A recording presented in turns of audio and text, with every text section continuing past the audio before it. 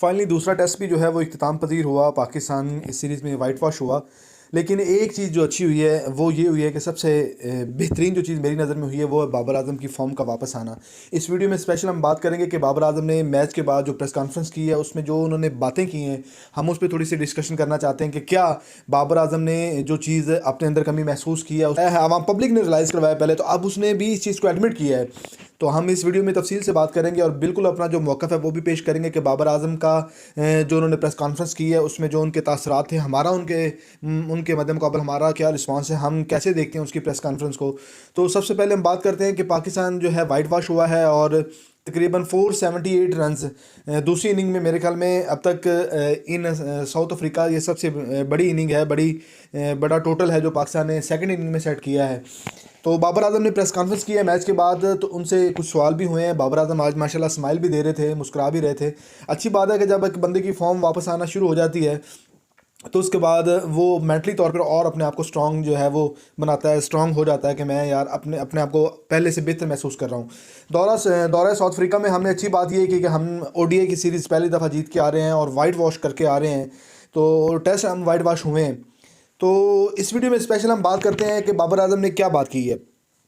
बाबर आजम ने पहली बात ये की है कि मैं अब जिस भी नंबर पे कोई भी बंदा मुझे खिलाना चाहे, मेरी टीम को जहाँ पर मेरी ज़रूरत होगी मैं खेलने के लिए तैयार हूँ।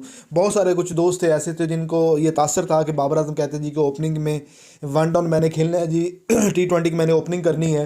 तो आज उन्होंने इस बात का भी जवाब दे दिया। उन्होंने कहा जहाँ पर टीम को मेरी ज़रूरत होगी मैं खेलने के लिए तैयार हूँ। इस टेस्ट में पहली दफ़ा उन्होंने ओपनिंग भी की है।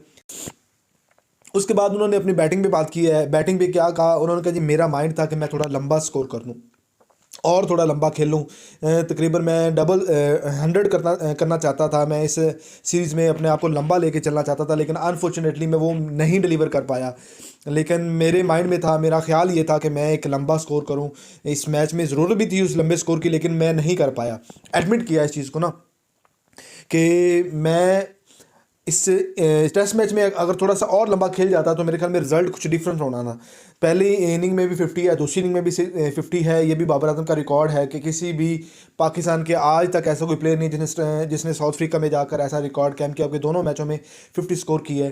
तो बाबर आजम की जो बैटिंग के वाले से जो उन्होंने खुद तासर दिया है अपने आप को, उसने कहा भी मैं एडमिट कर रहा हूँ ना कि मैं चाहता था कि भी थोड़ा लंबा खेलता, लेकिन प्रेशर इतना है। पिछले आप 2 साल से आप देख लें कि सबसे ज़्यादा अगर क्रिटिसाइज़ हुआ है तो बाबर आजम पे हुआ है। As a captain Babar Azam पे हुआ है, as a leader Babar Azam पे हुआ है और as a superstar Babar Azam पे हुआ है। तो अब उनके माइंड में ये चीज़ें थी। अब उन्होंने सोचा था कि मैं अपने आप को थोड़ा सा लंबा लेके खेलना चाहता था, लेकिन अनफॉर्चुनेटली अनलकी रहे, लंबा नहीं खेल पाया। लेकिन मेरे माइंड में ये था कि मैं अपनी इनिंग को बिल्ड करूं और लंबा खेलूं। लेकिन जो लोग मुझ में जो है ना वो कमियां ढूंढते हैं या मुझ पे तनकीद करते हैं, उनको ये भी बताया है कि मैं हर जगह पे खेलने के तैयार हूँ। जहाँ पर मेरी टीम को मेरी ज़रूरत होगी मैं खेलने के लिए तैयार हूँ।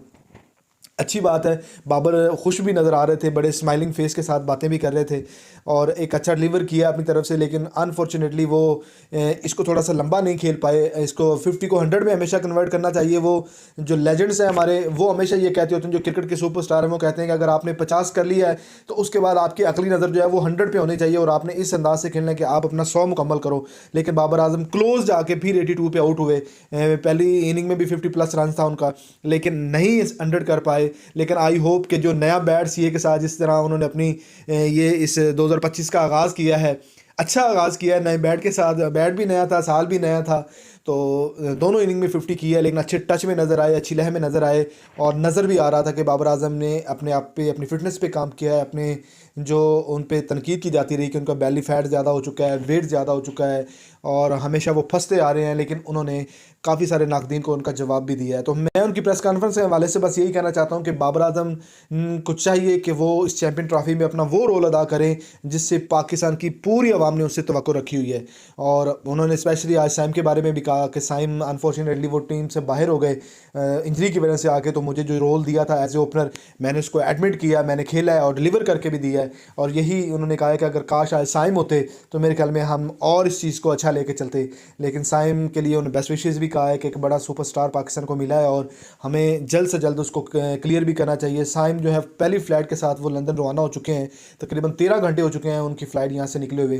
तो मेरे ख्याल में वो लंदन में अपने ट्रीटमेंट के लिए चले गए हैं। तो बाबर आजम का खुश आइन ये था कि आज कप्तान भी खुश नज़र आ रहे थे क्योंकि 145 की इनिंग, बड़ी अच्छी इनिंग खेल के गए हैं, बड़े अच्छे लय में नज़र आए हैं। तो यही बात होती है कि जब आपका लीडर ऊपर से दलेर होकर खेलता है तो आप भी नीचे दलेर होकर खेलते हैं।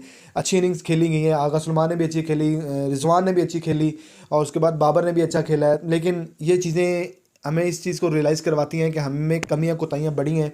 हमने सिर्फ अपने वर्कआउट पे काम करना है और अपने सेल्फ डिपेंडेंट होना है कि हम अपने बलबूते पे सब कुछ कर सकते हैं। जब आप मैदान में जाएंगे तो आप अच्छा डिलीवर करना चाहेंगे तो आप कर सकते हैं। तो बाबर आजम ने वही किया है, लेकिन मुझे बड़ा अफसोस है कि यार उसको 100 करना चाहिए था।